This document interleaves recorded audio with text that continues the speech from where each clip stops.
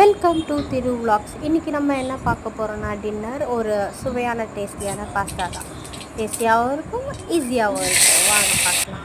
ஒரு வானலை வச்சுட்டு வானல் காய்ச்சவொடனே எண்ணெய் 2 ஸ்பூன் ஊற்றிட்டு கடுகு அப்புறம் கருவேப்பிலை போட்டுட்டு பொரிஞ்சவொடனே 2 பச்சை மிளகா போட்டுக்கணும். சைட்லேயே ஒரு கேஸில் வந்து பாஸ்தாவை வந்து தண்ணி ஊற்றி ஆயில் ஒரு ஸ்பூனு அப்புறம் கொஞ்சமாக சால்ட்டு போட்டு அதை வேக வச்சுக்கலாம்.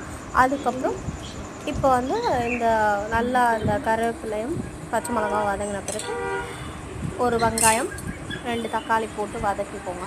அதுக்கப்புறம் வந்து சைட்லேயே ஒரு வானல் வச்சுட்டு அதில் ஒரு பட்டை, கிராம்பு, ஏலக்காய், அப்புறம் சோம்பு, அப்புறம் வந்து மல்லியில் போட்டு வறுத்துக்கோங்க.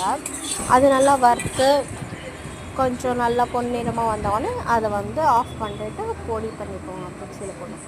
அப்புறம் இந்த வெங்காயம் தக்காளி வதங்கினோடனே மஞ்சள் 1 டேபிள் ஸ்பூன் வந்து மிளகாய்த்தூள், வெறும் மிளகாய்த்தூள் போட்டு வதக்கிக்கோங்க.